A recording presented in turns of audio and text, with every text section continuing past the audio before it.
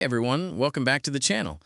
In this video, I'll show you how to fix controller not working in NBA 2K26 on PC. Follow these methods step by step until your controller starts working. Let's get started. Solution 1. First, open Steam. Go to your library. Right-click NBA 2K26 and select Properties. Go to the Controller tab on the left. Find the override for NBA 2K26 dropdown. Select Enable Steam Input. Now launch the game and test your controller. If it doesn't work, go back and select Disable Steam Input, then test again. Solution 2. Open Steam. Click on Settings. Go to the Controller section. Click on Pair and Manage. Then locate External Gamepad Settings. Now enable only what matches your controller. Enable Steam Input for Xbox controllers if you use an Xbox controller.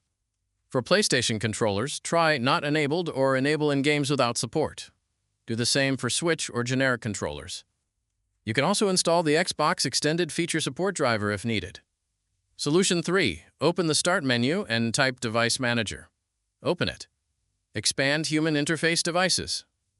Find your Gamepad/controller. Right-click it and select Disable Device. Then right-click it again and select Enable Device. Solution 4.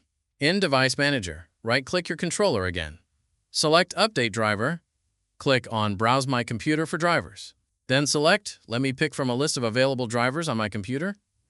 Choose your controller driver, click Next, and wait for installation. Now launch the game and test your controller. After trying these methods, your controller should be working in NBA 2K26. If this video helped you, don't forget to like, subscribe, and leave a comment. Thanks for watching, and I'll see you in the next one.